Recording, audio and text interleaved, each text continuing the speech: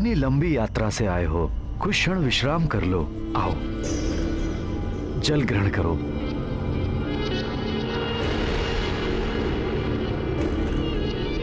क्या सोच रहे हो? जल ग्रहण करो हनुमान।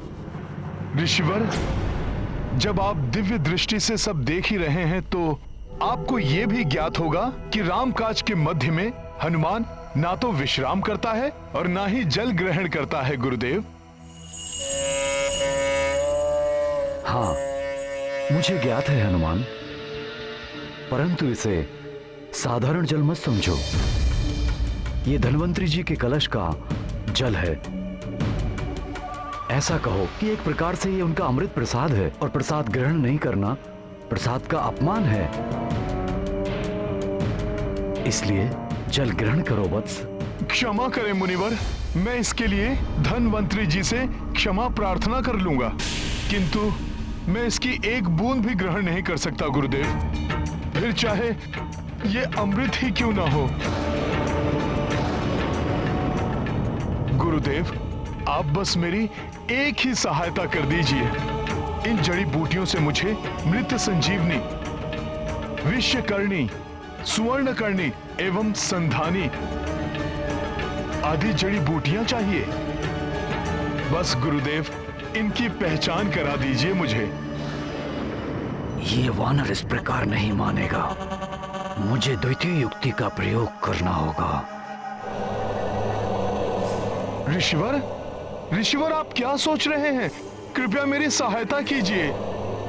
मुझे प्रभु श्री राम के अनुज लक्ष्मण सहित एवं महाराज सुग्रीव सहित अनेक वानर सैनिकों के लिए इन जड़ी बूटियों के उपचार की आवश्यकता है।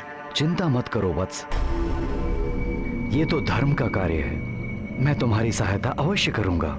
हनुमान, ये जड़ी बूटियां दिव्य हैं।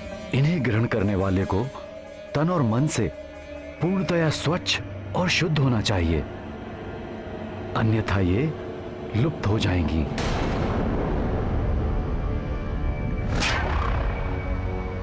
तो इन्हें ग्रहण करने से पूर्व जाओ, वो जो सामने सरोवर है उसमें जाकर स्नान कराओ।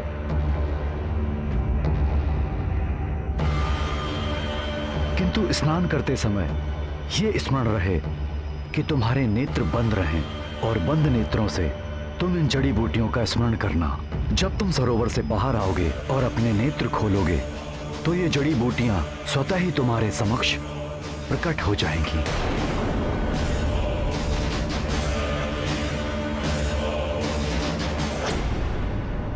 जाओ, स्नान कराओ।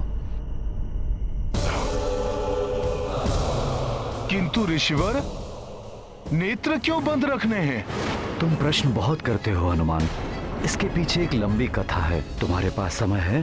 सुनना चाहोगे? नहीं गुरुदेव, इतना समय नहीं है मेरे पास। मुझे सूर्य उदय से पहले ही लौटना है। आपके निर्देश अनुसार मैं शीघ्र ही स्नान करके आता हूँ। प्रणाम ऋषिवर। प्रणाम। स्नान कराओ।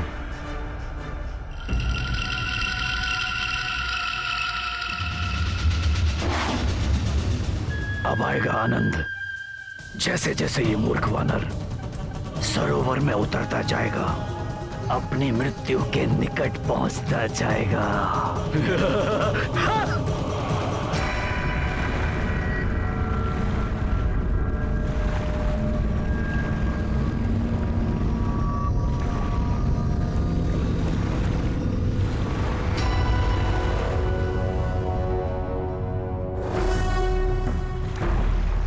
प्रणाम जल देवता।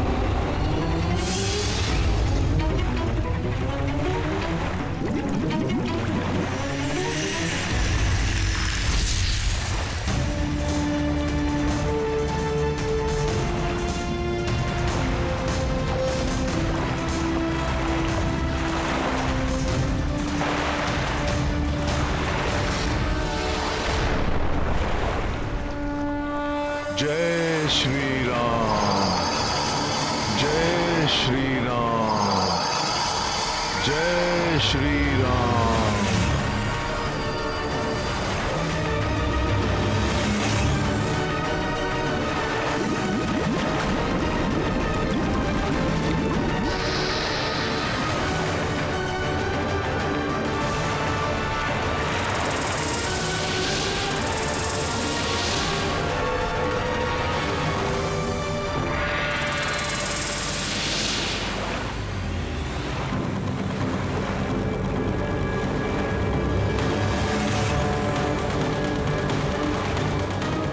इस जल में हलचल हो रही है, किंतु मुझे जड़ी बूटियां चाहिए, इसलिए मैं नेत्र नहीं खोल सकता। किसी जलचर ने मेरा पांव पकड़ लिया है। कुछ भी हो जाए, किंतु नेत्र नहीं खोलूंगा मैं। हे जलचर, मैं राम काज हेतु शुद्धि स्नान करने आया हूं, अतः मेरे कार्य में बाधा मत बनिए आप। मैं आपको कोई क्षति नहीं पहुंचाना चाहता हूं।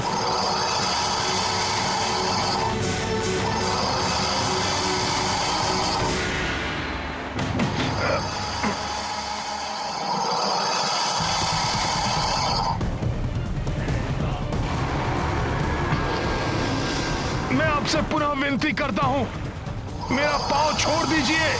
मैं आपसे युद्ध करने नहीं आया हूं।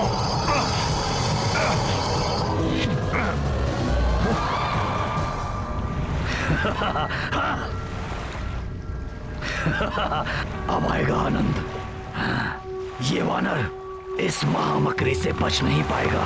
फिर भी अगर इस मकरी से बचकर इसकी शतविच्छत देह में प्राण बच भी गए तो मैं अवसर का लाभ उठाकर इसे ये कालकूट विष पिला दूंगा। बहुत हो गया नम्र निवेदन। हिंसक पशु नम्रता की नहीं, हिंसा की ही भाषा समझते हैं। जय श्री राम।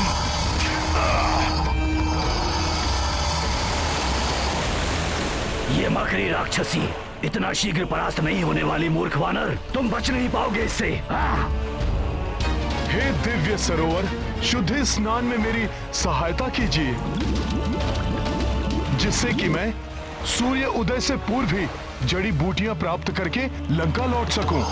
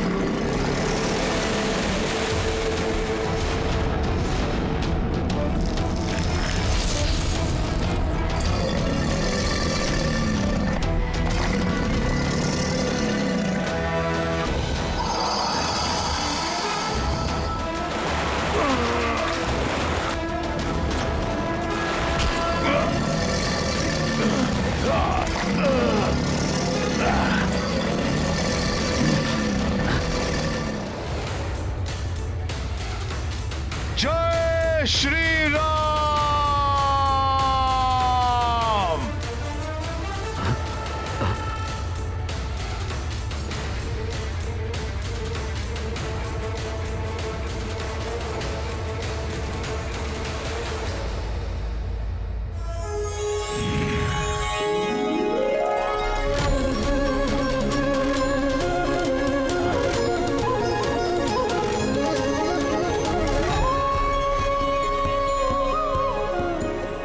ये क्या, राक्षसी मकरी अप्सरा बन गई?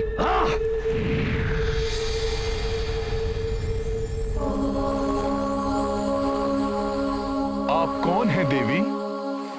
और ये सब क्या माया है? मैं अप्सरा धन्य मालिनी हूँ। प्रजापति दक्ष के श्राप के कारण मकरी बन गई थी। मेरा उद्धार श्री राम के सच्चे भक्त के हाथों ही होना था। मुझे श्राप मुक्त करने के लिए आपका धन्यवाद राम भक्त हनुमान। धन्यवाद का पात्र मैं नहीं, वो ऋषिवर हैं। उन्होंने ही मुझे सरोवर में भेजा, जिससे कि मैं ये शुद्धि स्नान के पश्चात दिव्य जड़ी बूटियां प्राप्त कर सकूं। क्षमा करें हनुमान जी, जड़ी बूटियां प्राप्त करने के लिए ऐसी कोई प्रक्रिया नहीं है और ना ही यहाँ किसी ऋषि का वास है। श्री राम का नाम लेकर आपको भटकाने वाला वो बहरूपिया ऋषि नहीं, लंकेश रावण के द्वारा भेजा गया मायावी राक्षस कालनेमी है, जो राम कार्य में सहायता नहीं बाधा उत्पन्न करने आया है। यदि मेरे पास समय का अभाव न होता तो उस राक्षस को उसकी करने का अभी दंड देता मैं। किंतु देवी, मेरे लिए सर्वप्रथम समय रहते जड़ी बूटी प्राप्त करना अति आवश्यक है। देवी, क्या आप उन विशेष जड़ी बूटियों को पहचानने में मेरी सहायता कर सकती हैं?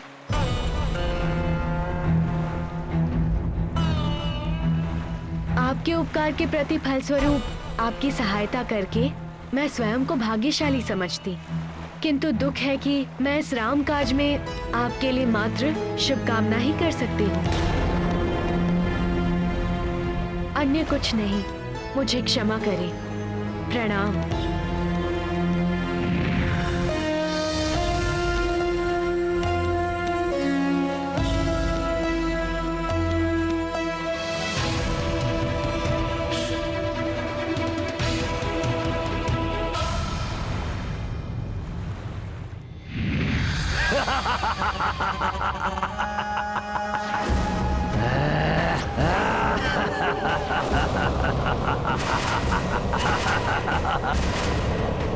हनुमान, उस अप्सरा ने तुम्हें मेरा परिचय दे दिया होगा, किंतु तुम्हें ये बताना भूल गई होगी कि इस कमंडल में प्रसाद कौन सा है।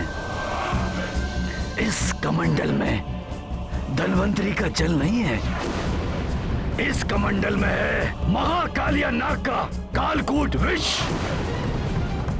जिसे अब मैं इस सरोवर के जल में मिलाने जा रहा हूँ, जिसके मिलते ही इसका सारा जल विषाक्त हो जाएगा। यहाँ के सारे जलचर, तुम, वन्य पशु पक्षी सब क्षण भर में समाप्त हो जाएंगे। और एक बात और, जिन जड़ी बूटियों को तुम प्राप्त करने इस हिमालय क्षेत्र में आए हो, वो सब नष्ट हो जाएंगी, सब नष्ट हो जाएंगी। जिन जड़ी बूटियों को तुम प्राप्त करने इस हिमालय क्षेत्र में आए हो, वो सब नष्ट हो जाएंगी, सब नष्ट हो जाएंगी।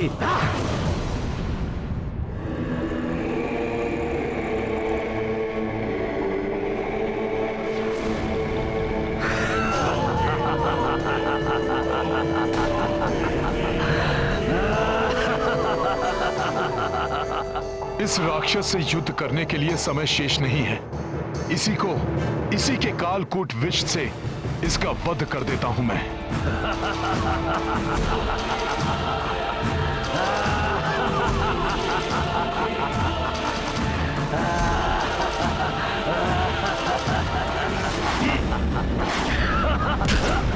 अब कुछ नहीं हो सकता हनुमान, जो करना था कालनेमी ने कर दिया। तुम्हारा प्रसाद तुम्हें ही ग्रहण कराता हूं अभी।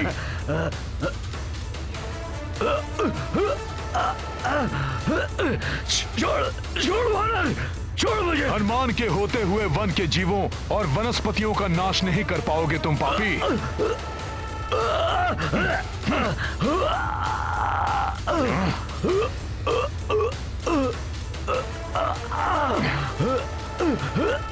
धन्वंतरी जी का प्रसाद है ना, तो फिर पान करो इसका। कालिया नाग का विष है, कालकूट विष।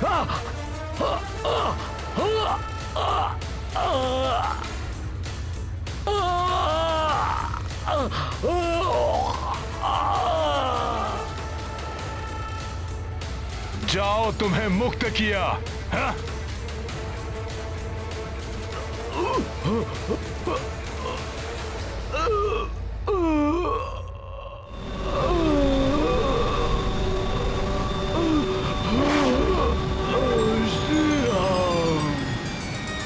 रामकाज में बाधक ये राक्षस तो समाप्त हो गया, किंतु मेरी दुविधा अभी तक समाप्त नहीं हुई। मैं पहचानूं कैसे उन जड़ी बूटियों को? समय भी व्यतीत होता जा रहा है, क्या करूं मैं?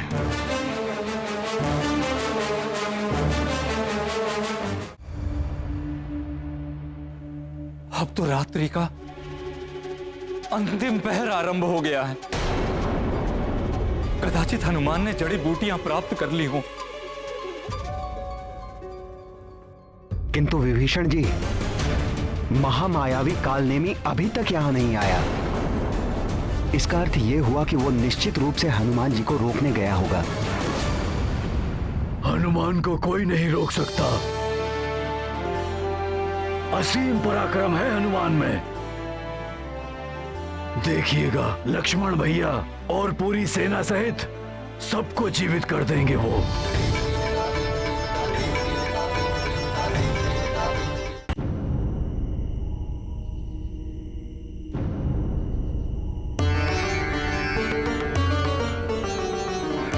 कौन कौन सी है वो विशेष जड़ी बूटियां, कैसे ज्ञात करूं मैं?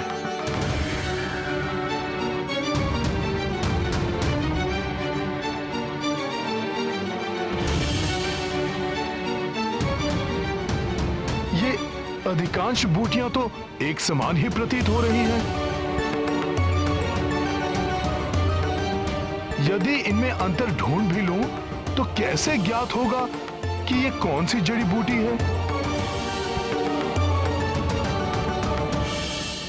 वहां सब मेरी आस लगाए बैठे होंगे और मैं बूटियां ही नहीं पहचान पा रहा हूं।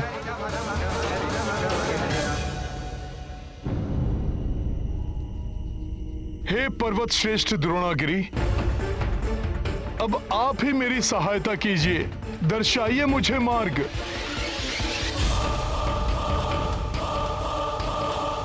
समय तो व्यतीत होता जा रहा है, कहीं सूर्योदय की बेला आ गई तो बड़ा अनर्थ हो जाएगा। भैया लक्ष्मण सहित पूरी सेना के प्राण संकट में पड़ जाएंगे। मुझे शीघ्र ही कोई निर्णय लेना होगा।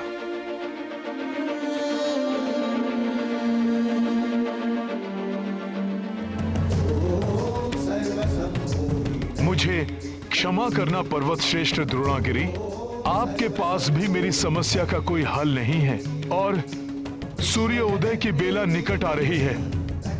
अतः उन जड़ी बूटियों को ले जाने के लिए मेरे पास अब एक मात्र विकल्प ही शेष है, आपको यहां से विस्थापित करके लंका ले जाना।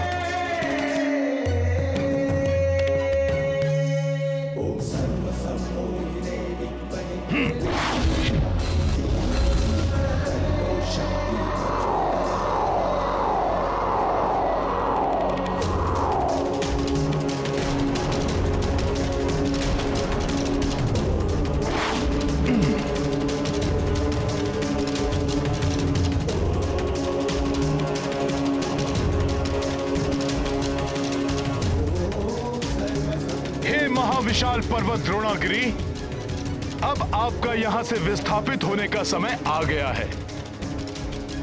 इस पर्वत पर स्थित पशु पक्षियों राम काज के लिए ऐसा करना आवश्यक है हमें। अतः आप सबको होने वाली असुविधा के लिए मुझे क्षमा करें।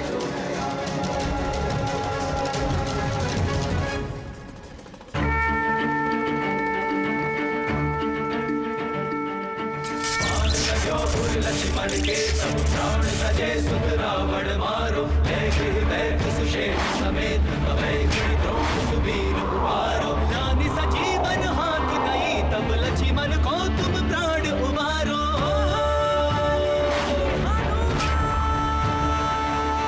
तो नहीं जानत है जग में कपि संकट मोचन नाम तिहारो। तो नहीं जानत संकट मोचन नाम तिहारो।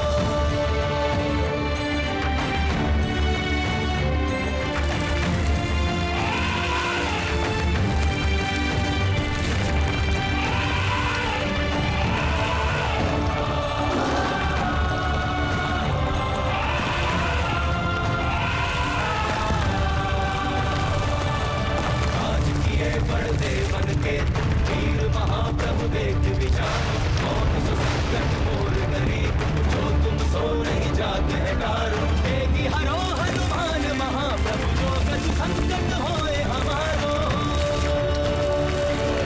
वो नहीं जानत है जग में कभी संकट मोचन नाम तिहारो। वो नहीं जानत है जग में कभी संकट मोचन नाम तिहारो। वो नहीं जानत है जग में कभी संकट। जय श्री राम।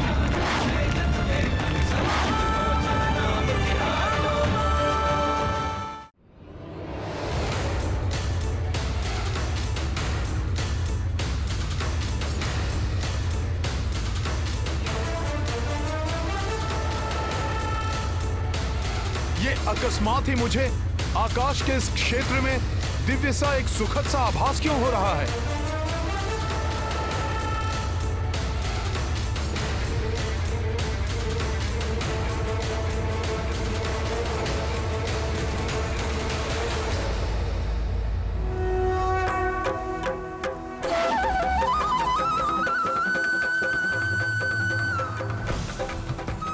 अच्छा, प्रभु श्री राम की नगरी अयोध्या के आकाश से निकल रहा हूं मैं, इसीलिए इतनी दिव्यता का आभास हो रहा है मुझे। जय श्री राम। अब शीघ्र ही लक्ष्मण भैया स्वस्थ हो जाएंगे, माता सीता मुक्त हो जाएंगी, फिर उनके साथ ही इस पुण्य धरा का मैं स्पर्श करूंगा।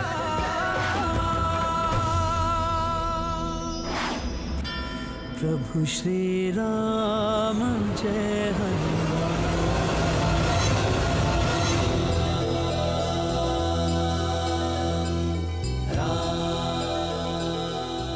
भैया श्री राम, अयोध्या सूनी हो गई है आपके बिना। सूना हो गया है आपके अनुज भरत का जीवन। अब और विच्छोर नहीं सहा जाता। जैसे जैसे आपके वनवास का समय समाप्त हो रहा है, दिन के 4 प्रहर भी 4 युग के समान लगने लगे हैं। कब इन मुरझाए हुए नेत्रों को दर्शन देंगे भैया? कोई समाचार, कोई सूचना नहीं, कहां पर है, कैसे है? कोई समाचार मिल जाता तो भरत के संतप्त मन को सांत्वना मिल जाती।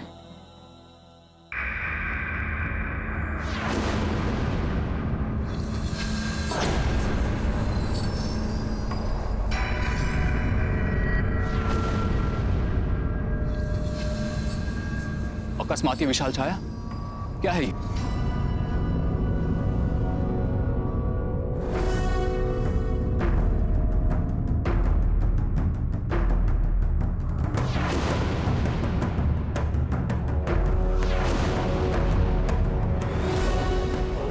अवश्य ये कोई मायावी दानव है जो इस विशाल पर्वत को लेकर अयोध्या की ओर उड़ता हुआ आ रहा है।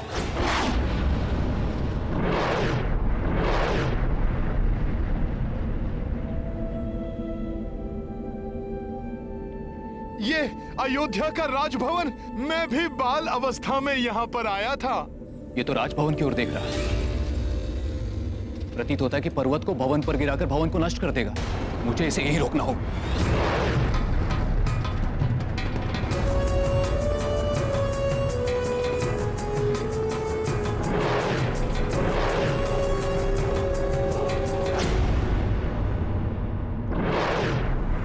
मुझे विश्वास है प्रभु के चरण पड़ते ही ये समस्त अयोध्या नगरी प्रसन्न हो उठेगी। दीपों की जगमग से आलोकित हो उठेगी अयोध्या।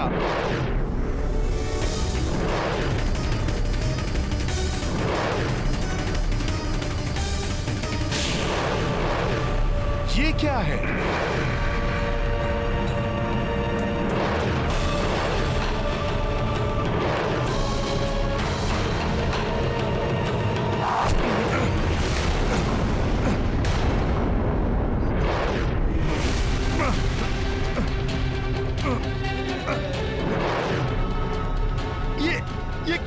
दिव्य बाण है जिसका प्रहार मैं भी सहन नहीं कर पा रहा।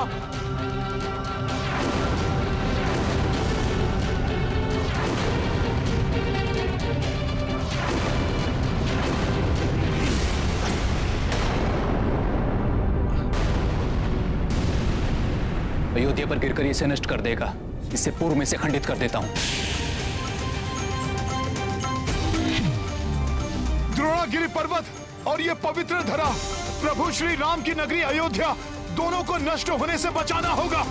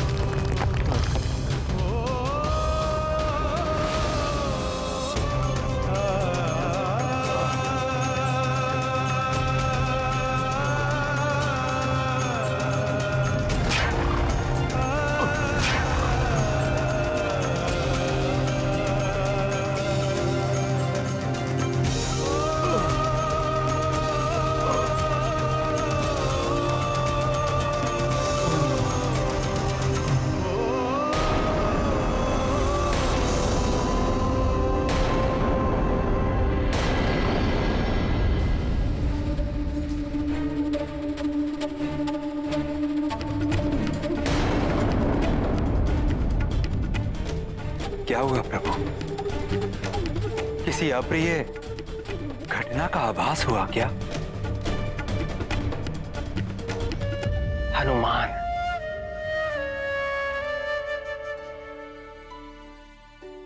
क्या हुआ माता? मुझे कुछ अशुभ घटित होने का आभास हुआ। संकट मोचन का सामना भला कोई संकट कैसे कर सकता है? राम कार्य पूर्ण करके ही आएंगे हनुमान। हनुमान विजय के प्रतीक है माता। बड़े से बड़ा संकट भी तुच्छ है उनके समक्ष।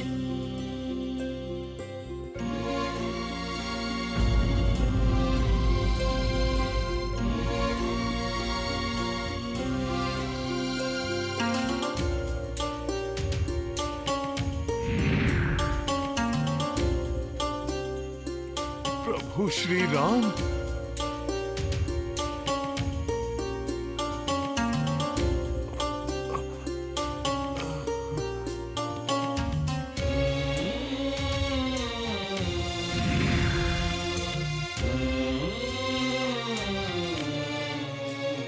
प्रभु श्री राम के प्रतिरूप प्रतीत होने वाले महापुरुष, अवश्य आप मेरे प्रभु के भ्राता राजकुमार भरत हैं।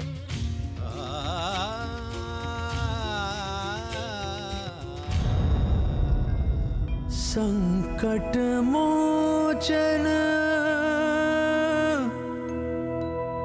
महाबली हनुमान,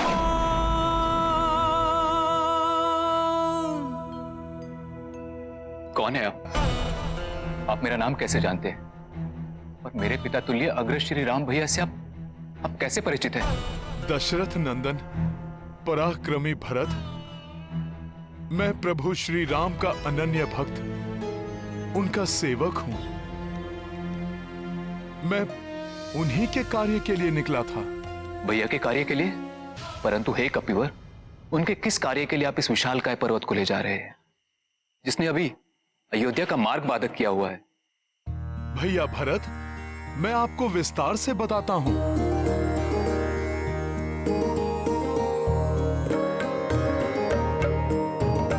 जय बजरंग अतुल बल धामा, संकट काट पवन सुत नामा, संकट काट पवन सुत नामा।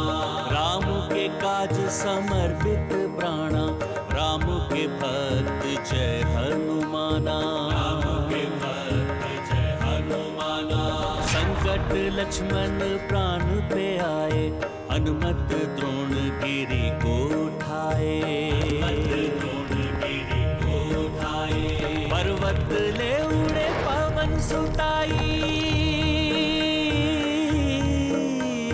पर्वत ले उड़े पवन सुताई, देखी देव देवी हर साई। राम के काज समर्पित प्राणा, राम के भक्त जय हनुमाना, राम के भक्त जय हनुमाना।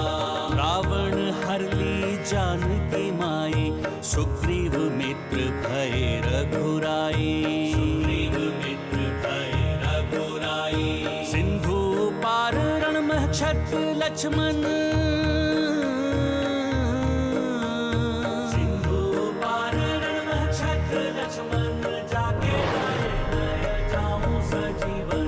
राम के काज समर्पित प्राणा, राम के भक्त जय हनुमाना, राम के भक्त जय हनुमाना।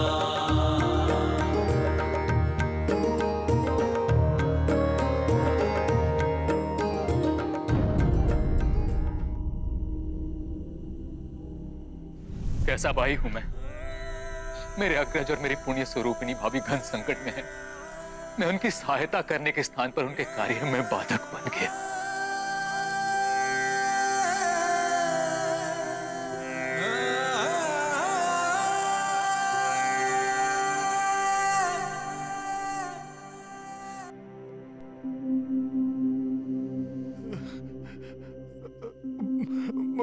मुझे क्षमा करें, ये दुखद समाचार देकर मैंने आपको विचलित कर दिया,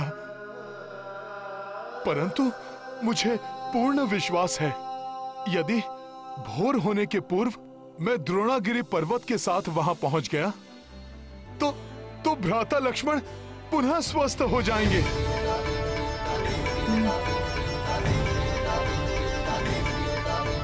आप निश्चिंत रहें, इस युद्ध में विजय प्रभु श्री राम की ही होगी, क्योंकि धर्म कभी भी पराजित नहीं हो सकता। धर्म की रक्षा के लिए तत्पर मेरे भैया श्री राम के साथ जब तक आप जैसे महाबली योद्धा है, उनकी विजय में कोई संदेह नहीं।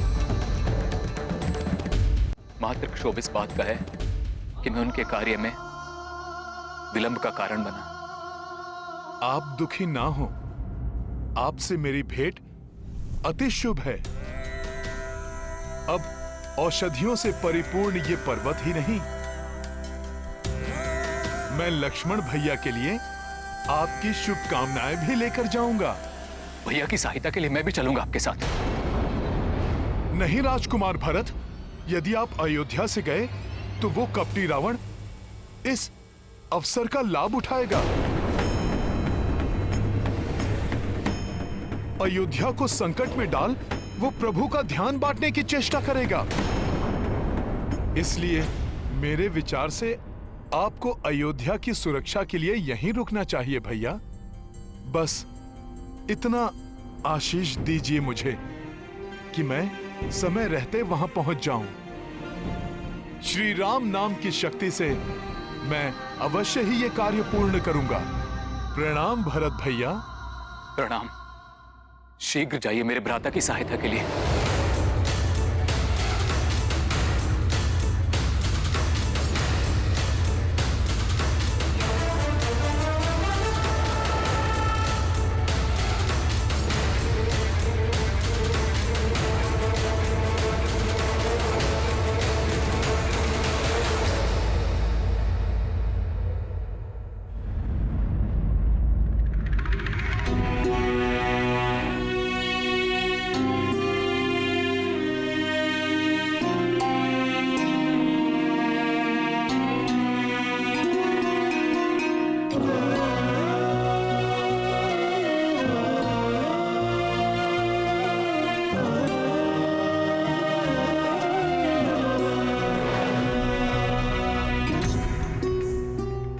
देखिए हनुमान,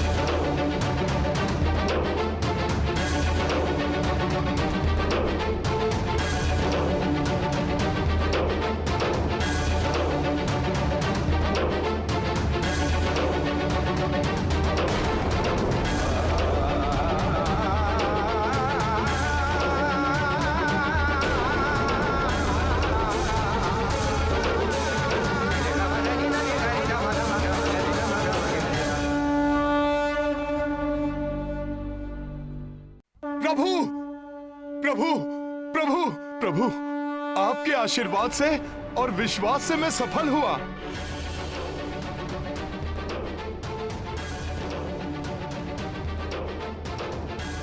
आप विलक्षण हैं, महान है हनुमान। रक्षराज सुषेण को लेने गए तो उन्हें ग्रह समेत यहां लेकर आ गए, और अब ये औषधियों से परिपूर्ण ये पर्वत। हनुमान, आपका कार्य अद्भुत है। औषधियों के साथ राजकुमार भरत की शुभकामनाएं भी लेकर आया हूं प्रभु। भरत,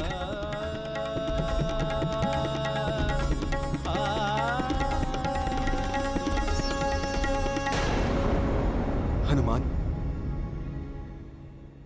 अब और विलंब उचित नहीं है। अविलंब मेरे साथ चलिए और आवश्यक औषधियों को एकत्रित कीजिए।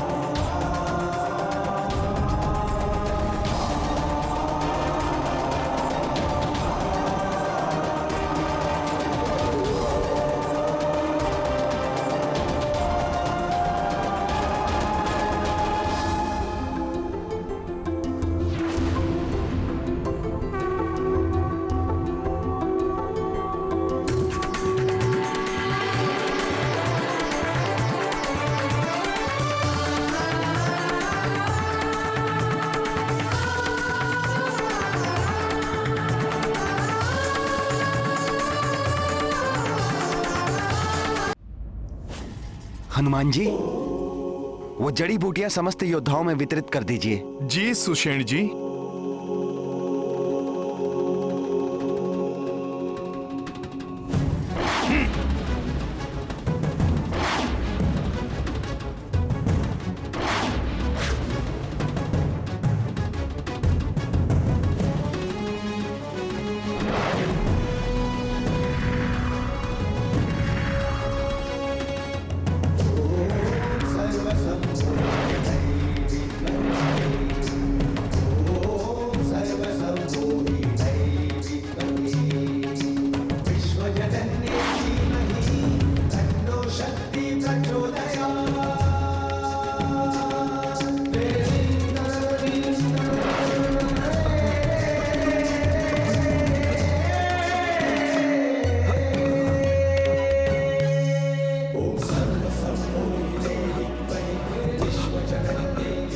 लक्ष्मण, मेरे भाई,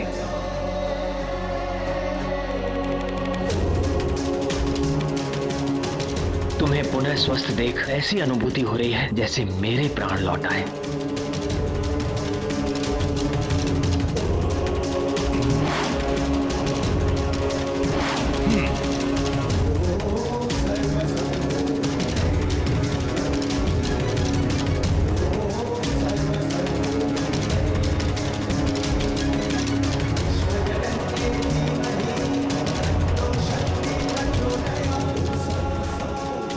मुझे शुभ संकेत प्राप्त हो रहे हैं। प्रतीत होता है अनुज लक्ष्मण पुनः सकुशल है।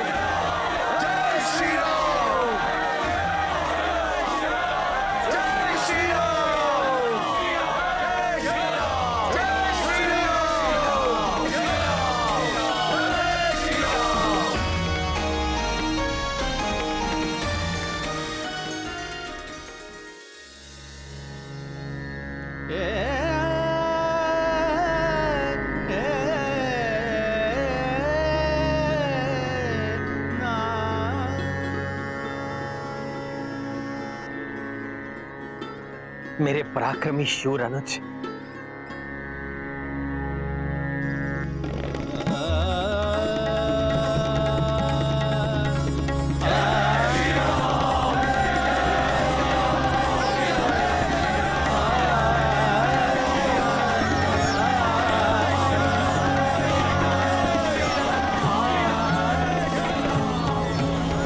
तुम्हें ये जानकर बहुत प्रसन्नता होगी लक्ष्मण कि तुम्हारी भाभी मां जीवित है।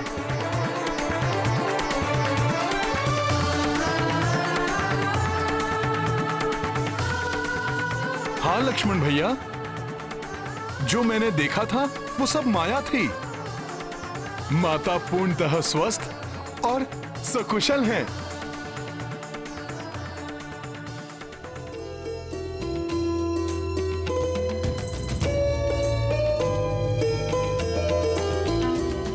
हनुमान, तुमने लक्ष्मण और समस्त सेना के उपचार के लिए जो कठिन कार्य किया है, उसके लिए पुरस्कार स्वरूप मैं तुम्हें पुनः हृदय ही लगा सकता हूं। राम राम राम श्री राम।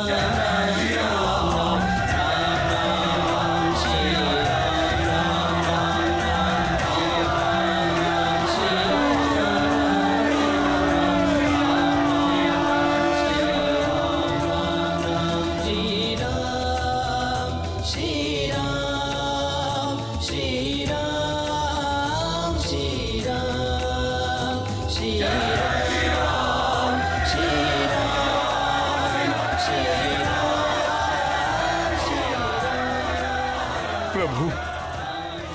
बारंबार मुझे इन कार्यों का श्रेय देते हैं, परंतु हनुमान जो भी कर पाता है वो आप ही की महिमा का तो परिणाम है प्रभु।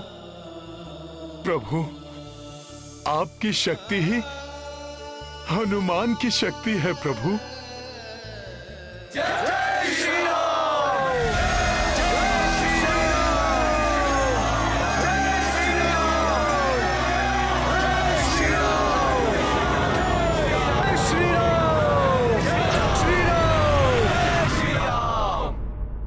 ये स्वप्न है, ये सत्य है?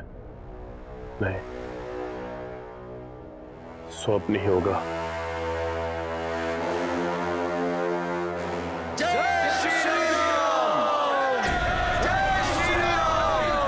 जिस सेना की मृत्यु हो चुकी हो वो कैसे किसी की जय जयकार कर सकती है?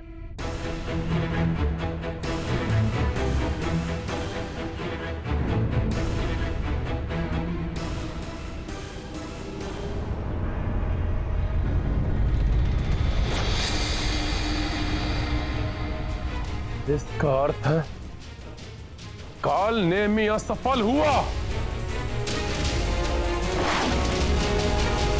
पिताश्री, मेरे दिव्यास्त्र से कोई कैसे अपनी रक्षा कर सकता है? बड़े विचित्र हैं वो वानर, हर बार बच जाते हैं और प्रत्येक बार हमें पराजित होना पड़ा। कहीं ये तो बस मूर्खतापूर्ण प्रश्न पूछना बंद करो मेघनाथ। प्रतीत होता है कि तुम्हारे हृदय में भी भय व्याप्त है कि वो वनवासी नारायण तो नहीं, कोई नारायण नहीं है वो। हमारे घर के भेद ही हमारी पराजय का कारण बनते हैं। वो द्रोही विभीषण जिसने हमारे योद्धाओं के वध का रहस्य बताया, और अब वो द्रोही राजवैद्य सुषेण जो शत्रुओं का उपचार कर रहा है। परंतु पिताश्री, ये सारे वानर हमारे यक्ष योद्धाओं को कंकर पत्थर के भांति अपने मार्ग से हटाए जा रहे हैं और हम उनका कुछ नहीं कर पा रहे। अब हमें हमारी विजय सुनिश्चित करने हैं तो अत्यंत प्रभावी युक्ति अपनानी होगी। इस पर भी मैं विचार कर चुका हूं पुत्र। माता निकुंभला के महायज्ञ से अधिक प्रभावशाली और कुछ नहीं हो सकता। महायज्ञ के पश्चात तुम माता निकुंभला से ऐसी शक्ति प्राप्त कर सकते हो जो माता पार्वती ने कार्तिकेय को दी थी।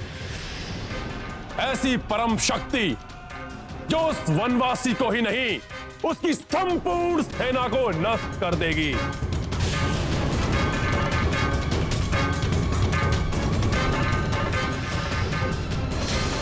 उचित है पिताश्री। यदि यही एकमात्र उपाय है तो मैं 8 प्रहर में पूर्ण होने वाले माता निकुंभला के महायज्ञ को पूर्ण करूंगा। परंतु इस महायज्ञ के समय पर तो अस्त्र उठाना भी वर्जित है, फिर युद्ध। अब एक क्षण का विलंब किए बिना हम भाभी को उस मायावी राक्षस से मुक्त कराना चाहिए। नहीं होगा युद्ध जब तक तुम्हारा महायज्ञ समाप्त नहीं हो जाता। कोई युद्ध नहीं होगा। यदि हमारी ओर से कोई भी युद्ध भूमि में नहीं गया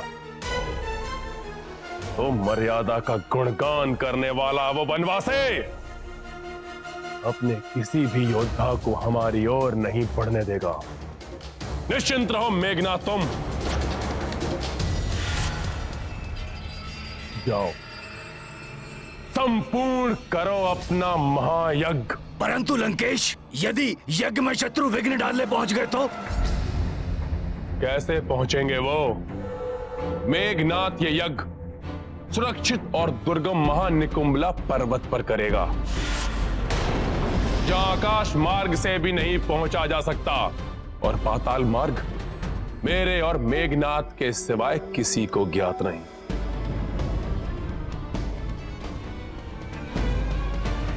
मैं इस महायज्ञ की अतिरिक्त सुरक्षा के लिए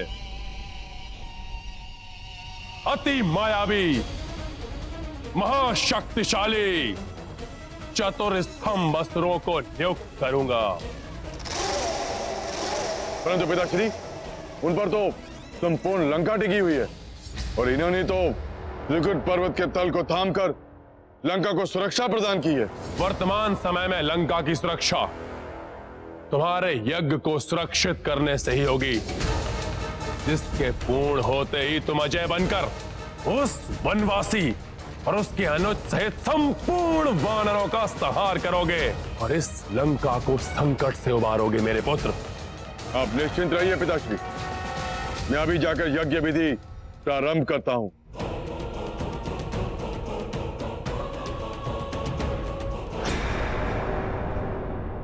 शत्रुओं के शिविर में अपने गुप्तचर स्थित करो, जो मुझे वहां होने वाले प्रत्येक क्रियाकलाप की सूचना दे सके।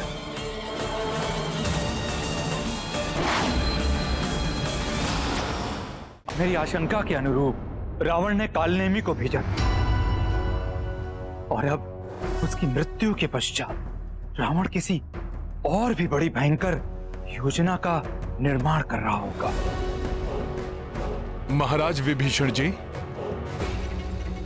इस समय रावण की योजना से अधिक मुझे रक्षवैद सुषेण जी की चिंता सता रही है, जिनके कारण रावण का प्रयास असफल हुआ। भैया लक्ष्मण और वानर योद्धा पुनः स्वस्थ हुए। यदि ये लंका लौटे तो रावण इनके प्राणों का हनन कर सकता है। तब तो युद्ध के अंत तक उनका हमारी सुरक्षा में ही रहना उचित होगा। आपको शत शत प्रणाम प्रभु। मुझसे जो भी संभव सहायता हो पाएगी मैं आपकी सहायता अवश्य करूंगा।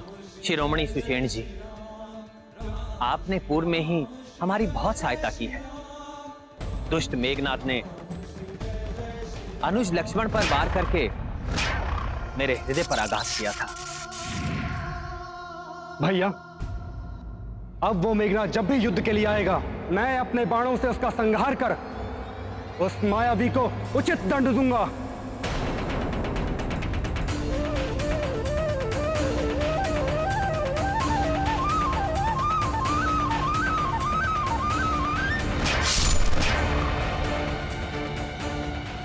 माया के कुचक्र को रचने में मेघनाथ की सहायता करने वाले दुष्ट विद्युत जिह्वा ने माता सीता के मायावी रूप को उत्पन्न कर मुझे भ्रमित करने का दुस्साहस कर मुझसे व्यक्तिगत शत्रुता मोल ली है, जिसके दंड स्वरूप मैं उसका वध करूंगा। मैं उसका वध करूंगा। मैं उसका वध करूंगा।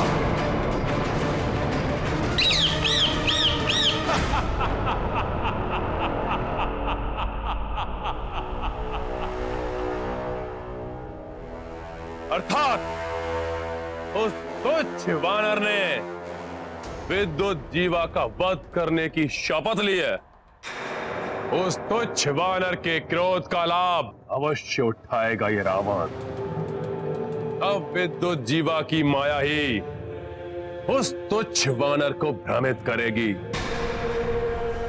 परंतु उससे पूर्व मेघनाथ का यज्ञ निर्विघ्न रूप से पूर्ण हो जाए, तब तक तुम उस वनवासी और उसकी सेना पर दृष्टि रखोगे और जो भी महत्वपूर्ण समाचार हो वो मुझे लाकर दो।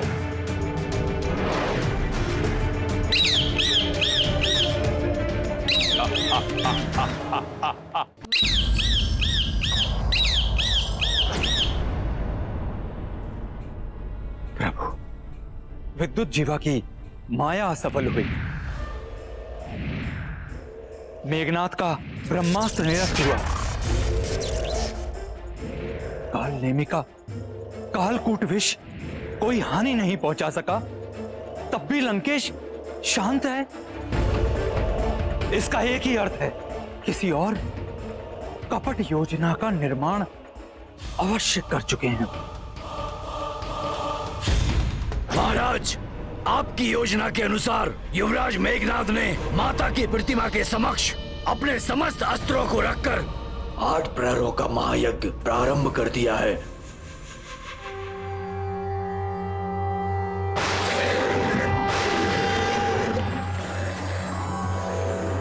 ॐ ऐं ह्रीं क्लीं चामुण्डाय विच्चे ॐ ग्लौं हुं क्लीं जूं सः ज्वालाय ज्वालाय ज्वल ज्वल प्रज्वल प्रज्वल ऐं ह्रीं क्लीं चामुण्डाय विच्चे ज्वल हं सं लं छं स्वाहा।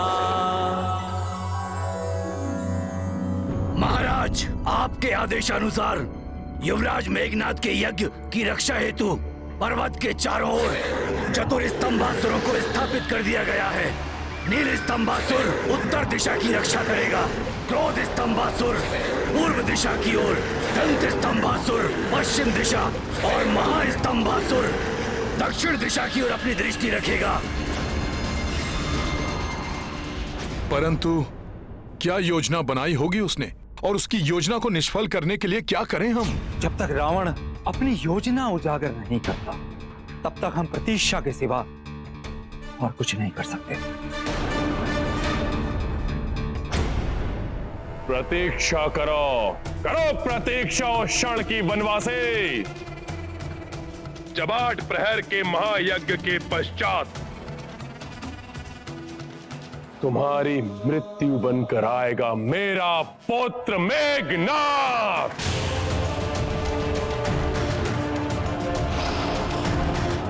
ॐ ग्लौं हुं क्लीं जूं सः ज्वालाय ज्वालाय ज्वल ज्वल प्रज्वल प्रज्वल ऐं ह्रीं क्लीं चामुण्डाय विच्चे ज्वल हं सं लं छं फट् स्वाहा।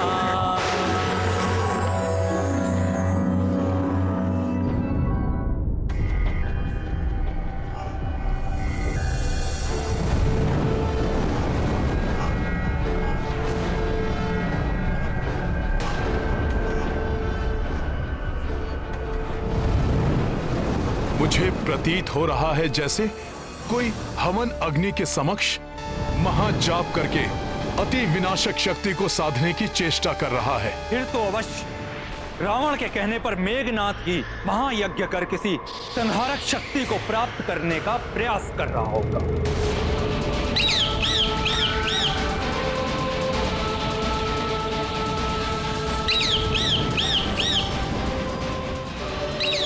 राक्षस गुप्तचर पक्षी के रूप में? अच्छा, तो ये भी है यहाँ। कदाचित इसी कारण भोर से संध्या तक प्रतीक्षा करने के पश्चात भी कोई भी राक्षस युद्ध के लिए प्रस्तुत नहीं हुआ। प्रभु, मेरे सुझाव में हमें लंका पर आक्रमण करके उन्हें युद्ध के लिए बाध्य करना चाहिए। मेरे विचार से हमारे इस धर्म युद्ध की ज्वाला में लंका की स्त्रियां और बालकों के निर्दोष जीवन को भस्म करने का अधर्म करना सर्वथा अनुचित होगा। हमें भी अपनी रणनीति निर्धारित कर आगे बढ़ना चाहिए,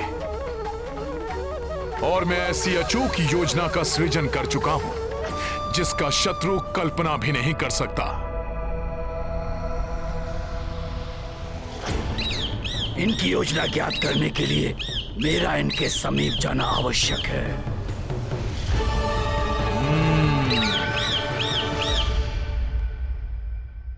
सखा,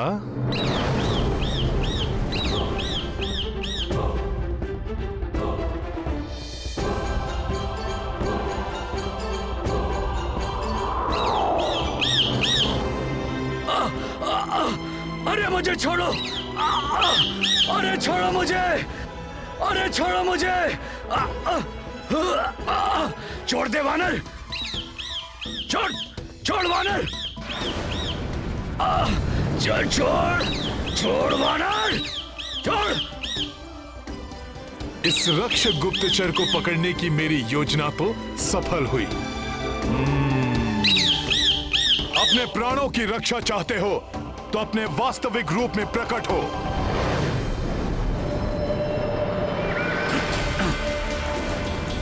छोड़ दे वानर, मुझे छोड़ दे। तुम यहाँ आए थे हमारे भेद ज्ञात करने, परंतु अब तुम हमें रावण के भेद बताओगे। बोलो, क्या कुचक्र रच रहा है वो? नहीं, नहीं बताऊंगा। नहीं बताओगे तो फिर ठीक है।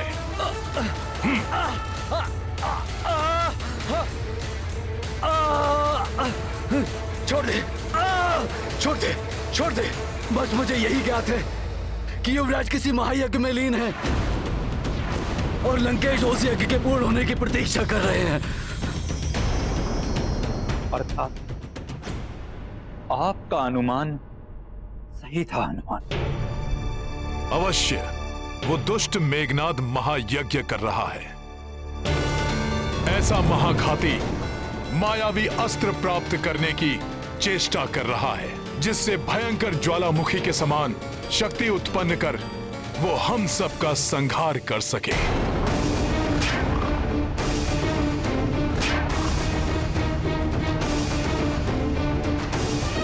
इससे पूर्व कि वो दुष्ट मेघनाद अपने यज्ञ से कोई महाघाती संहारक अस्त्र प्राप्त कर ले, मुझे उसे किसी भी प्रकार से रोकना होगा।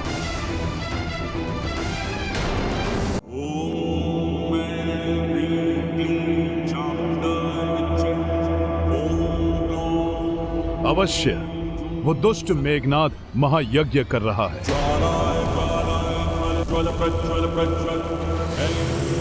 ऐसा महाघाती मायावी अस्त्र प्राप्त करने की चेष्टा कर रहा है जिससे भयंकर ज्वालामुखी के समान शक्ति उत्पन्न कर वो हम सबका संहार कर सके। नागपाश और ब्रह्मास्त्र के बाद पता नहीं कौन सी मायावी विनाशक शक्ति लेकर लौटेगा मेघनाद। बहुत झेल चुके उसकी मायावी शक्तियों का प्रकोप। अब मेघनाद की मनमानी और नहीं सहूंगा। अंत करूंगा उसका, अंत करूंगा उसका, अंत करूंगा उसका।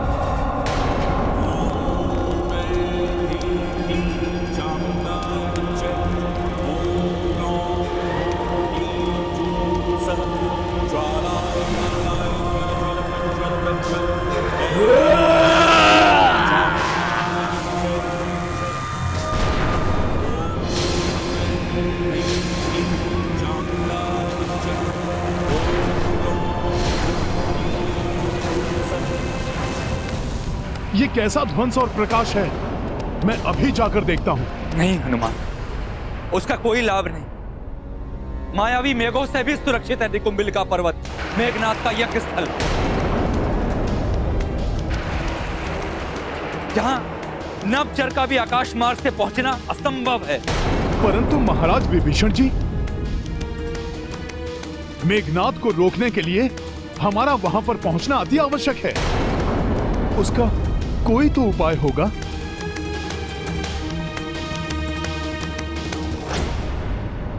हाँ हनुमान, एक गुप्त मार्ग अवश्य ज्ञात है मुझे।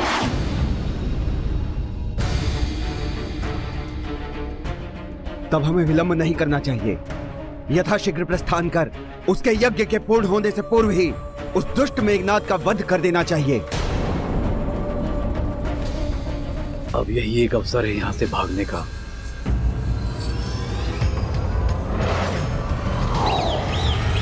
दुष्ट भागने की चेष्टा कर रहा है, अभी बताता हूं।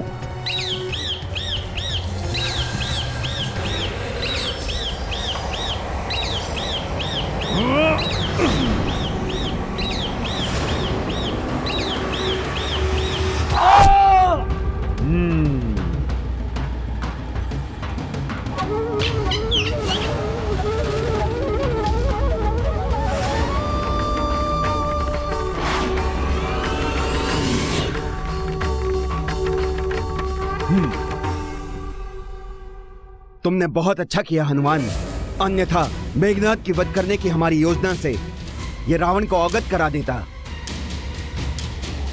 प्रभु, मेघनाद के यज्ञ में व्यवधान डालना तो संभव है, किंतु उसका वध असंभव है।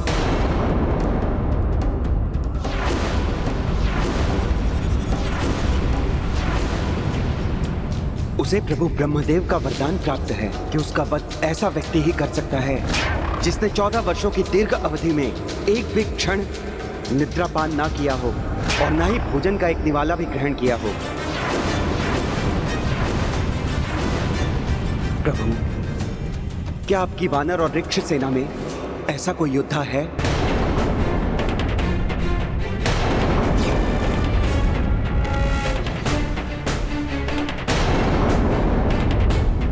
चौदह वर्ष?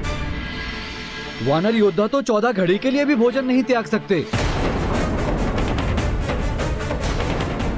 सुषेण जी, एकमात्र हनुमान ही ऐसे हैं जो प्रभु की सेवा में लीन रहने की अवधि में जो निद्रा और भोजन दोनों का परित्याग करते हैं। परंतु वो पर्याप्त कहां? हमें तो ऐसा व्यक्ति चाहिए जिन्होंने 14 वर्षों तक एक तपस्वी के समान अपना जीवन व्यतीत किया हो।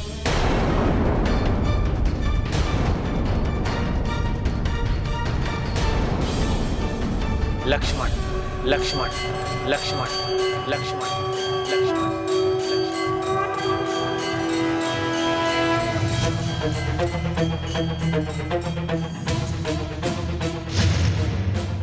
लक्ष्मण है वो तपस्वी हनुमान।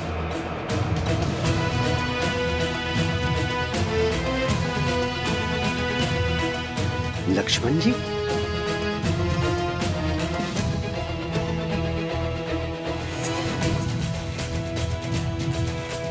तन मन धन से मेरी सेवा में लीन लक्ष्मण है वो परम तपस्वी, जिन्होंने मेरे लिए 14 वर्षों से अपने समस्त सुखों का बलिदान किया है।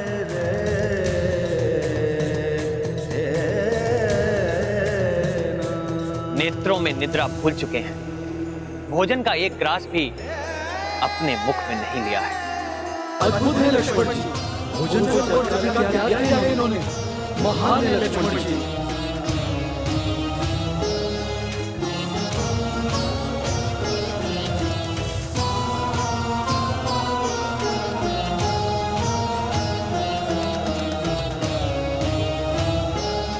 धन्य है आप लक्ष्मण भैया, धन्य है आपकी भक्ति। प्रभु सेवा में यदि मैं आपका तनिक भी अनुकरण कर सका तो ये मेरा सौभाग्य होगा।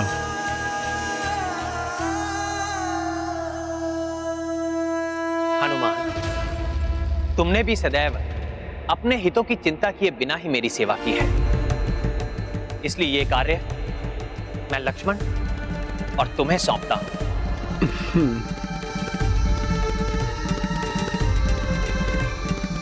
आप दोनों महाराज विभीषण के साथ जाकर मेघनाथ का वध कीजिए।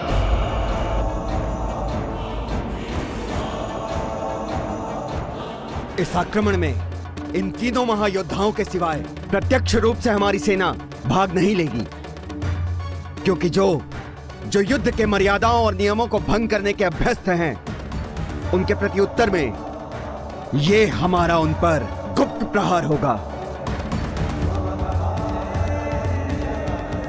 महाराज सुग्रीव,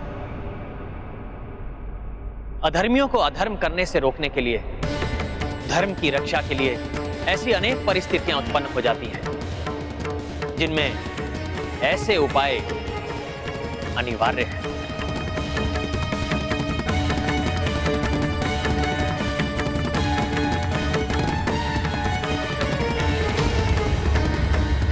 प्रभु,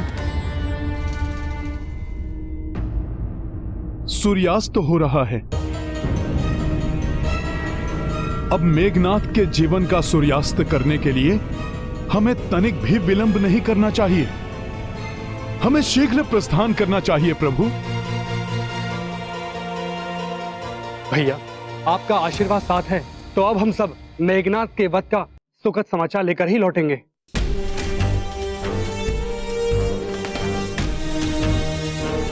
जाओ लक्ष्मण, और सफल होकर लौटो।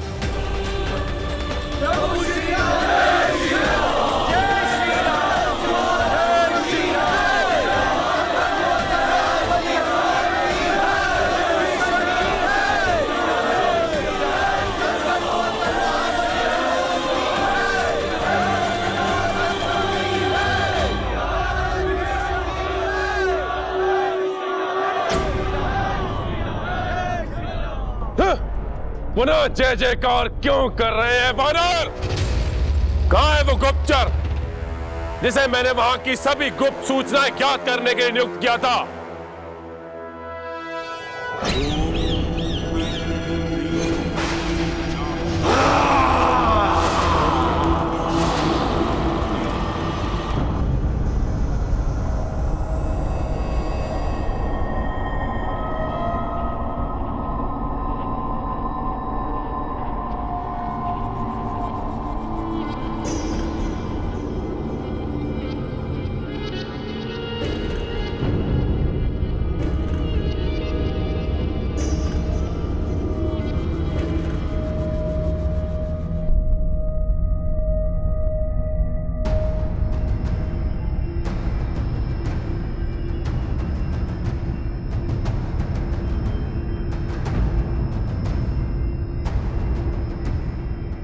आप वहां क्या ढूंढ रहे हैं महाराज विभीषण?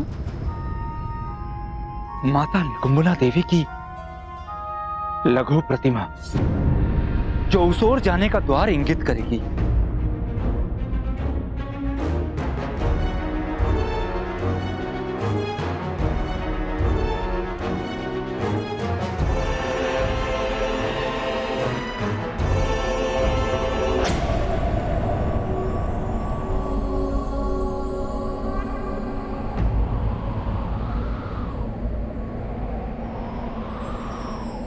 वहां बाईं ओर प्रतिष्ठित है माता। माता, मां निकुंभला, प्रणाम। प्रणाम।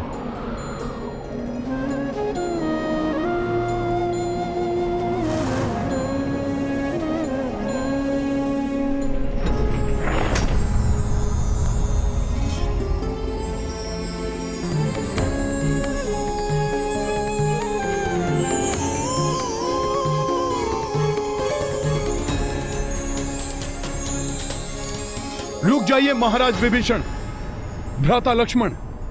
रावण ने यहां की सुरक्षा के लिए प्रहरी नियुक्त किए होंगे।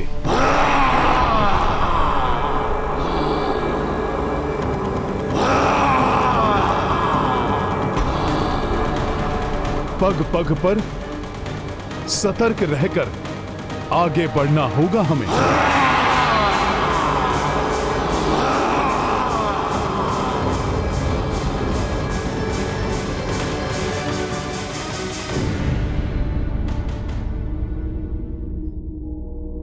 इसीलिए मेरा अनुरोध है आपसे कि आप मुझे आगे चलने दें।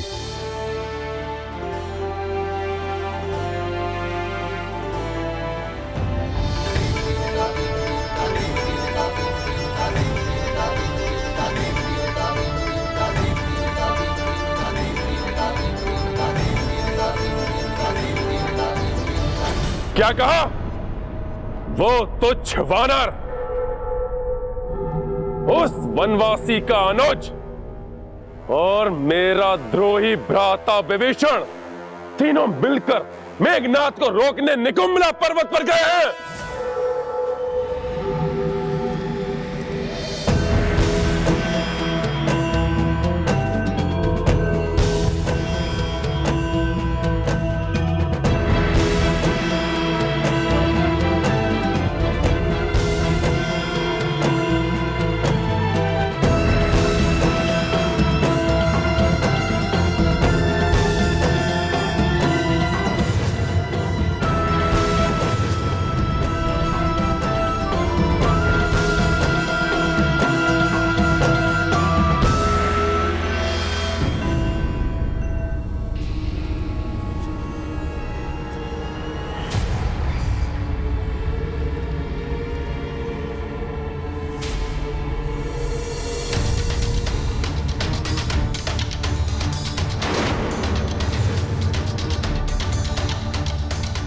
अब हम किस सुरंग में प्रवेश करें, ये तो आप ही बता सकते हैं महाराज विभीषण जी।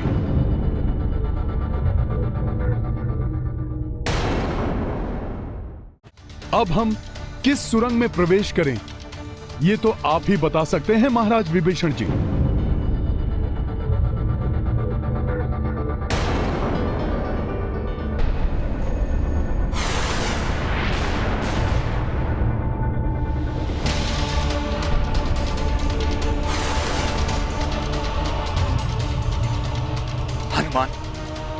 मुझे पूर्णतः ज्ञात है।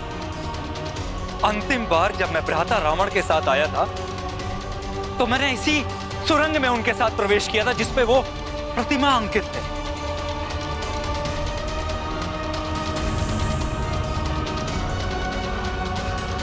अर्थात यही सुरंग हमें निकुंभलिका पर्वत तक लेकर जाएगी।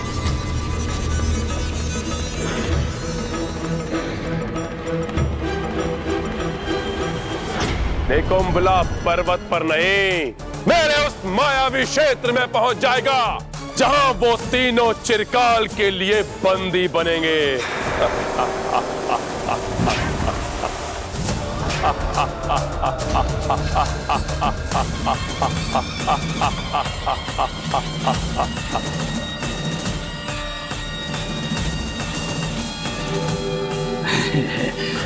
परंतु तुम दोनों सचेत रहना, उन तीनों पर अपनी दृष्टि बनाए रखना। जो आज्ञा लंकेश।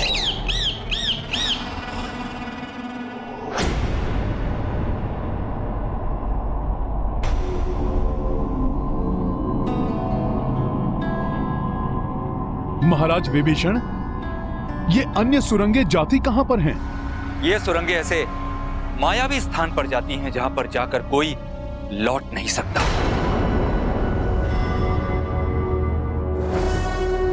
परंतु मुझे स्पष्ट स्मरण है, भ्राता लंकेश के साथ मैं इसी सुरंग से निकुंभलिका पर्वत पहुंचा था। उचित है, आगे बढ़ते हैं। रुक जाइए।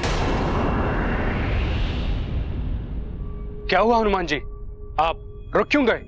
मुझे ज्ञात है कि हमें मेघनाद के महायज्ञ पूर्ण होने के पूर्व ही रोकना होगा उसे, इसलिए शीघ्रता अति आवश्यक है।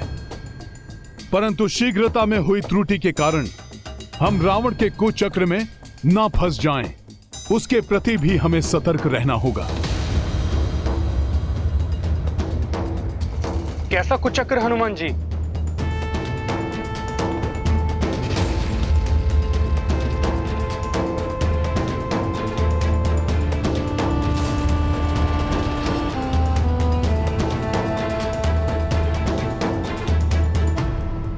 सखा,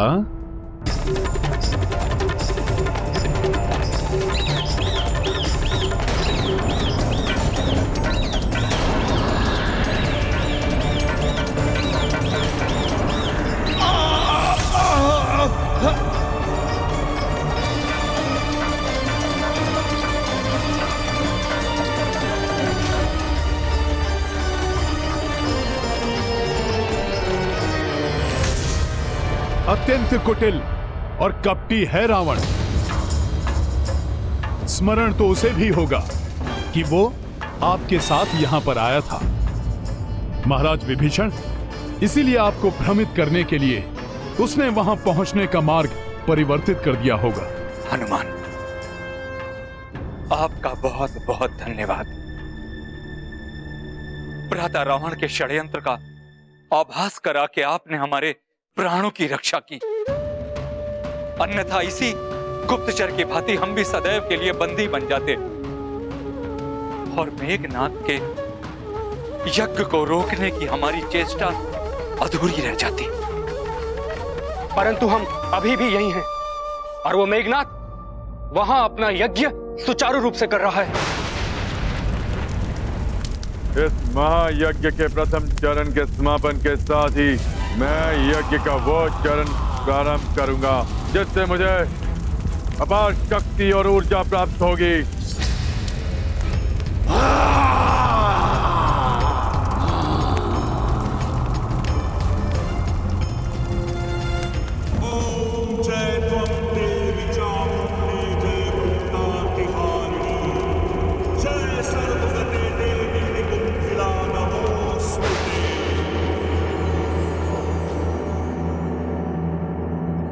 मेघनाद का यज्ञ पूर्ण नहीं होने दे सकते हम।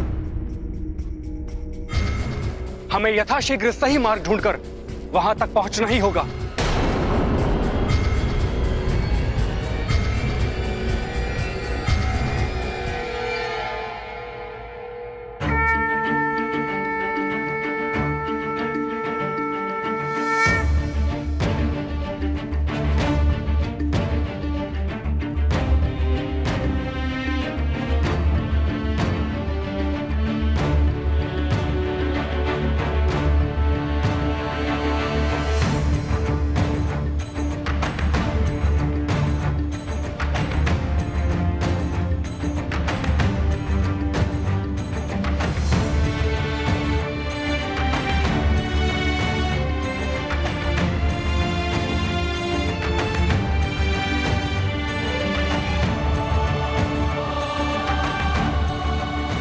इस ओर से उत्पन्न होने वाला वायु का प्रवाह इस बात का संकेत है कि इस सुरंग का मुख इसी ओर है। हमें इसी दिशा में आगे बढ़ना चाहिए।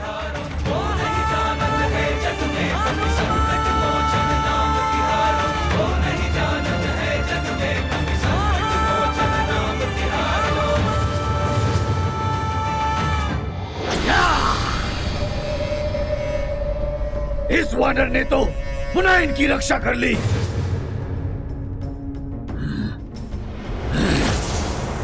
महाराज लंकेश, एक अशुभ समाचार है। वो वानर पुनः हमारे मार्ग में एक अवैध अवरोध के समान आकर खड़ा हो गया है।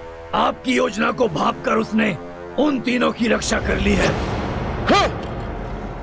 ये तुच्छ वानर कंटक बनकर चुभ रहा है मुझे।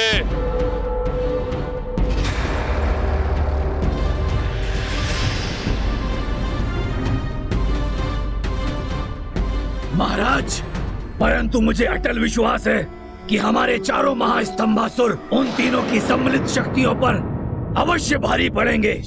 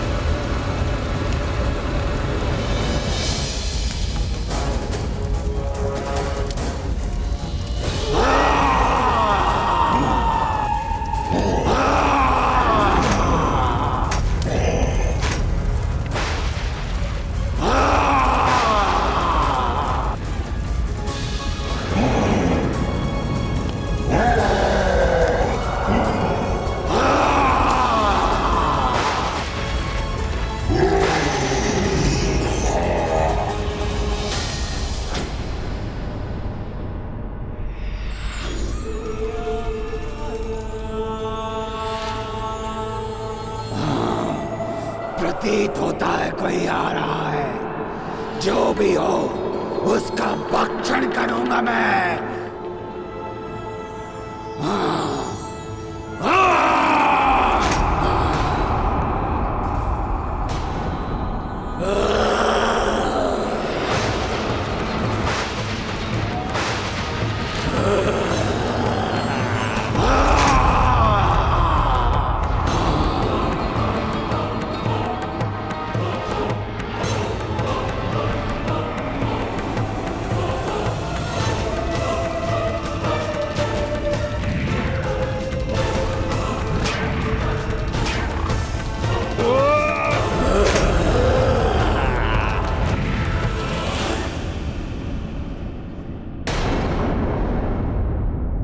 हनुमान जी कहाँ गए? उन्हें कोई क्षति तो नहीं पहुंची?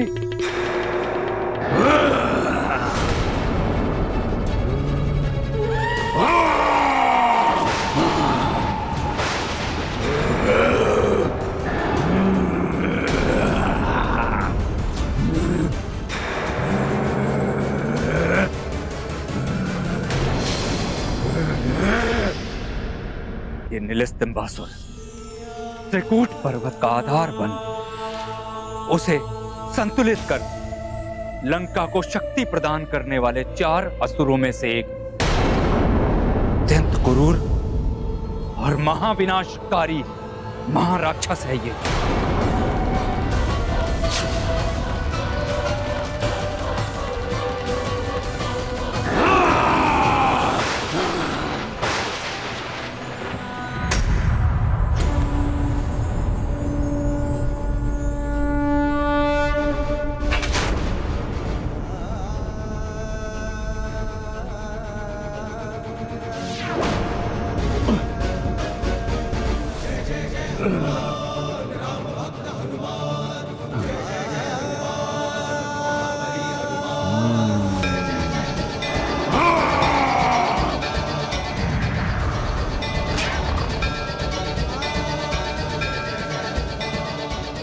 जिन हनुमान जी पर ब्रह्मास्त्र का वार भी व्यर्थ हुआ, उन्हें इस राक्षस की शक्ति छू भी नहीं सकती। महाराज विभीषण,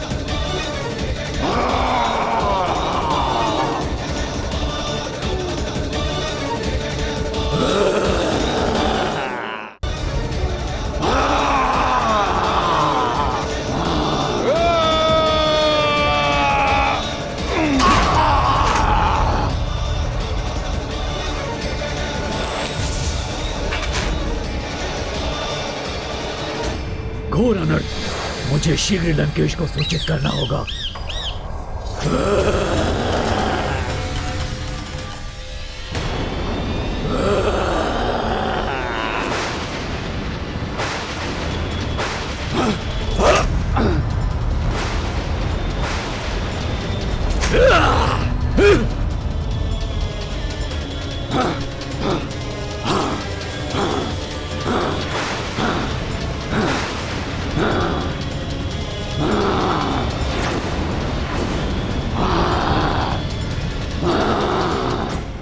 हनुमान जी, यहां समय व्यर्थ नहीं कर सकते हम।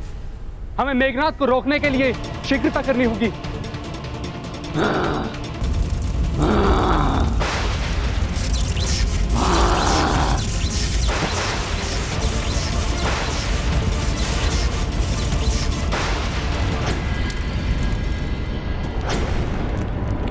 कैसा अशुभ भूकंप है ये, जैसे लंका की नींव ही हिल गई हो। महाराज लंकेश, नील स्तंभासुर हताहत हुआ। हताहत हो गया नील स्तंभासुर? कैसे? किसने किया ये दुष्कृत्य? हनुमान। हनुमान, हनुमान, हनुमान! मेरी प्रत्येक चाल पर, मेरे प्रत्येक वार में अवरोध उत्पन्न करता है ये तो वानर। जब तक ये वानर शेष रहेगा, मेघनाद के यज्ञ पर, मुझ पर, लंका पर और राक्षस कुल पर संकट के मेघ छाए रहेंगे। तैयार हो जाओ विद्युत जीवा। अब उस हनुमान को अपने महाजाल में फंसाकर सदा के लिए अपने मार्ग से हटाने का समय आ गया है। जाओ, जाकर उकसाओ से और अंतरिक्ष में लेकर आओ। अब उस हनुमान रूपी आतंक का सर्वनाश करने में और अधिक समय नहीं लूंगा मैं। जाओ।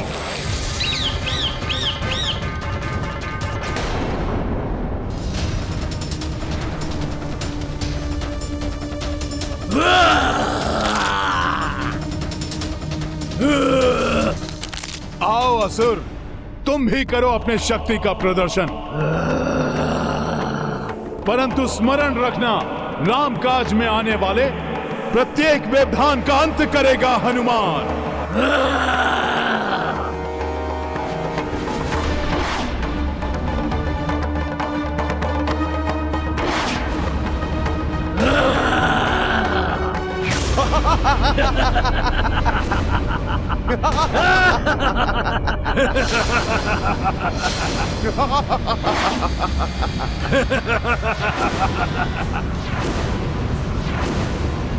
आओ हनुमान।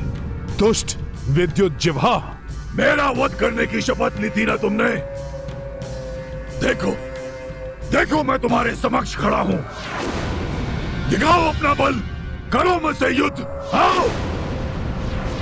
कोई मायावी छल है इसका। अवश्य मुझे भ्रमित कर यहाँ से भटकाने का प्रयास कर रहा है ये, ताकि हम अपना लक्ष्य ना पा सकें और मेघनाद का वध ना कर सकें। मुझे छोड़कर इनसे युद्ध कर रहे हो वानर, परंतु स्मरण रहे इस अंतराल में मैं अपना प्रपंच और मायावी माया रच के तुम्हारे प्रभु श्री राम और उस वानर राज सुग्रीव को एक दूसरे का वध करने के लिए बाध्य कर दूंगा। फिर संपूर्ण वानर सेना का नाश हो जाएगा। नाश। कोई युक्ति सोचनी होगी मुझे, अन्यथा ये तीनों राक्षस और विद्युत जिह्वा हमें उलझा कर रखेंगे और 8 प्रहर समाप्त होते ही मेघनाद का महायज्ञ संपन्न हो जाएगा।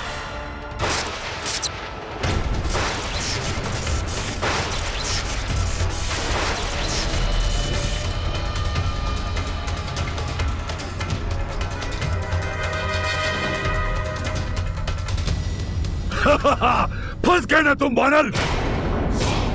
अब मैं करूंगा तुम्हारे प्रभु राम का वध, क्योंकि तुम्हारे मर्यादा पुरुषोत्तम राम किसी भी अदृश्य शत्रु पर वार नहीं करते ना, तो मैं अदृश्य होकर उससे युद्ध करूंगा और करूंगा उनका वध।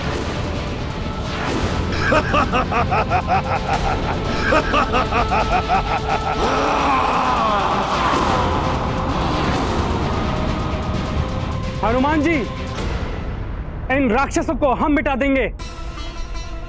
आप विद्युत जीभा का वध कर अपनी शपथ पूर्ण कीजिए।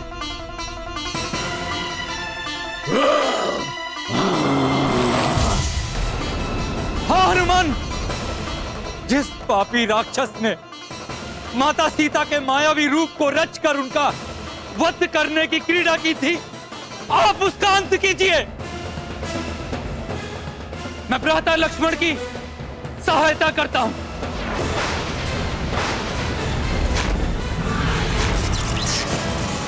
दुविधा में है हनुमान, मुझे तत्काल निर्णय लेना होगा। विलंब मत कीजिए हनुमान, विद्युत जिह्वा को रोकिए। भैया राम के समीप उसे जाने मत दीजिए। जाइए हनुमान, जाइए। वनवासी, मैं आ रहा हूं तेरा वध करने। अब तुझे कोई नहीं बचा सकता। जय श्री राम।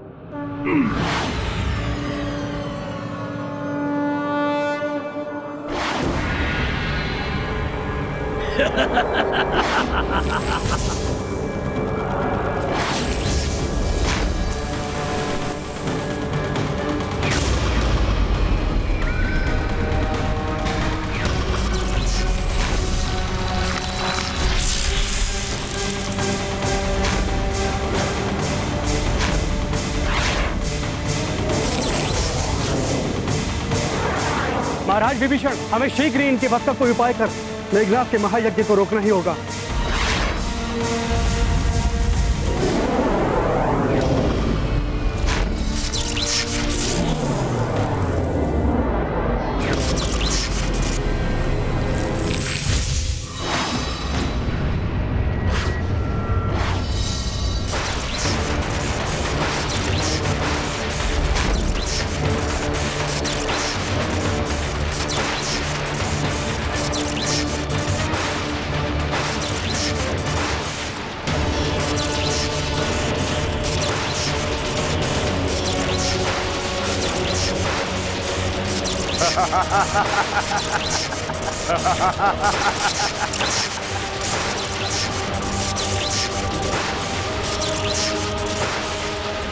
अब मां यज्ञ के इस चरण के पश्चात पूर्णाहुति शेष है और उसके पश्चात अजय हो जाऊंगा मैं।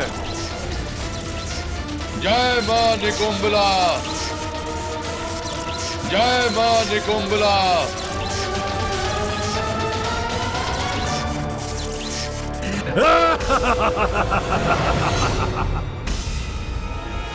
कदापि पूर्ण नहीं होगा मेघनाद का यज्ञ। उसके पूर्व ही विद्युत जिह्वा का वध कर लौट आऊंगा मैं। उस वानर को वहां से हटाने की हमारी प्रथम योजना तो सफल हो गई। ये दुष्ट मुझे अंतरिक्ष की ओर क्यों ले जा रहा है?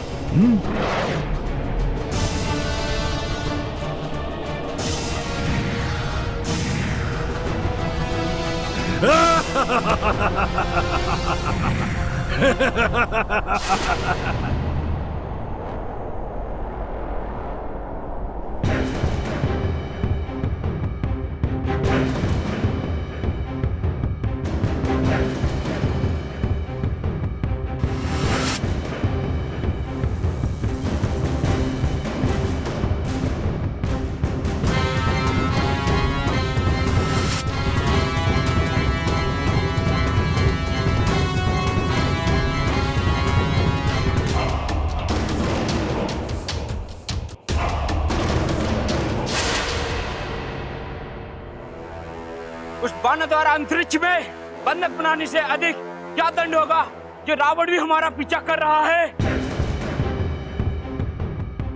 अच्छा ही है जो लंकेश हमारे प्राण छीन ले। अनंत काल तक ब्रह्मांड में इस प्रकार क्षुधा और तृष्णा से त्रस्त रहने से तो वही उत्तम होगा। बंद करो तुम्हारा ये अनर्गल प्रलाप।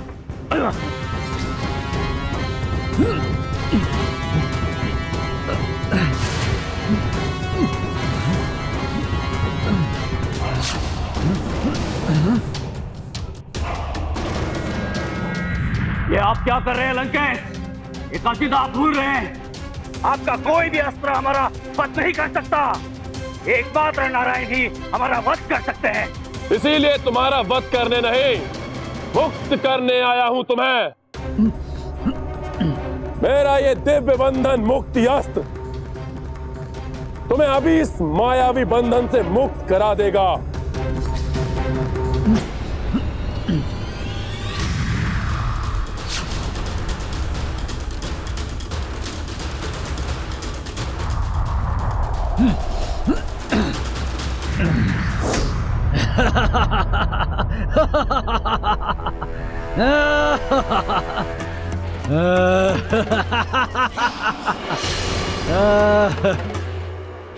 धन्यवाद लंकेश, आपने हमें मुक्त किया। हम आपके सदैव ऋणी रहेंगे। तो रुको, अपना ऋण चुकाए बिना कहां जा रहे हो? तुम्हें मुक्त किया है मैंने, तो तुम भी मेरा एक कार्य करो। उस वानर का वध करना होगा तुम्हें, जिसने तुम्हें बंदी बनाकर अंतरिक्ष में फेंक दिया था। लंकेश, उस दुष्ट वानर को तो हम वैसे भी जीवित नहीं छोड़ेंगे। मुझे तुमसे यही आशा थी दशासुर। विद्युत जीवा मेरे निर्देशानुसार उस वानर को अंतरिक्ष में एक नियत स्थान पर लेकर आ रहा है। तुम्हें अपनी समस्त शक्ति लगाकर उसका वध करना होगा। और स्मरण रहे, वो अब बालक नहीं रहा। सचेत रहना तुम सब।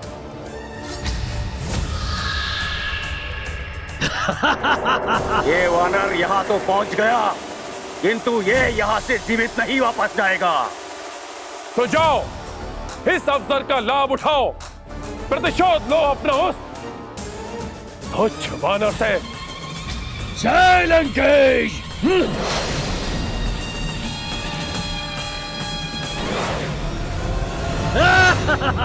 युद्ध की चुनौती देकर कहां पलायन कर रहे हो मायावी? साहस है तो वीरों की भांति मेरा सामना करो। अब मुझसे नहीं, मेरे काल से तेरा सामना होगा वानर।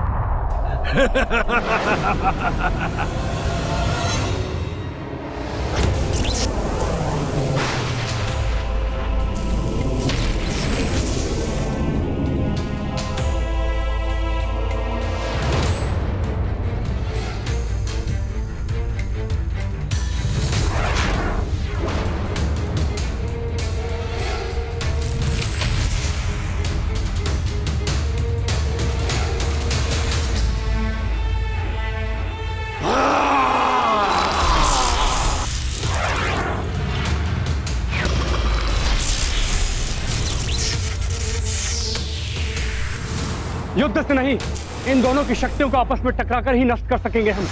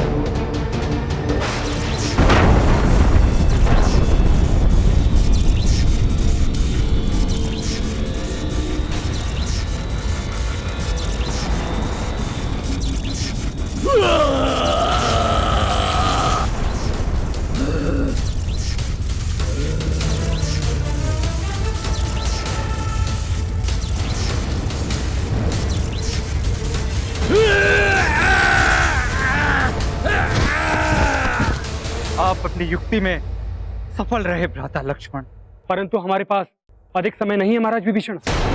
हमें यथाशीघ्र वहां पहुंचकर मेघनाद के यज्ञ को रोकना होगा।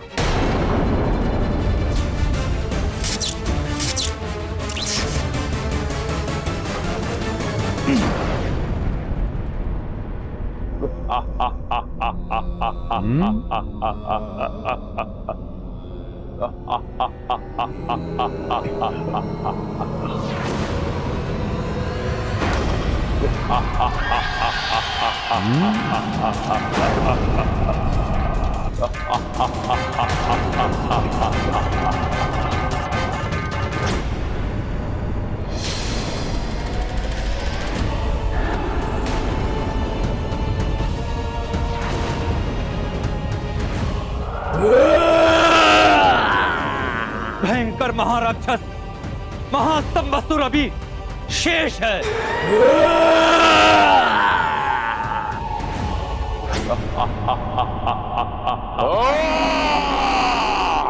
ये कैसी माया है? ये असंख्य रावण कहां से प्रस्तुत हो गए? ये कैसे मायावी लोक में ले आया मुझे विद्युत जिह्वा, जहां रावण के अनेक प्रतिरूप दृष्टिगोचर हो रहे हैं। इन सहस्त्र रावणों के मध्य लाकर अवश्य ही ये दुष्ट मायावी ये मुझे किसी बड़े माया जाल में फंसाने की चेष्टा कर रहा है।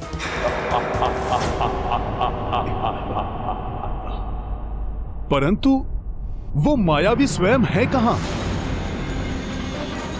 जिसका पद कर मुझे शीघ्र लौटना चाहिए।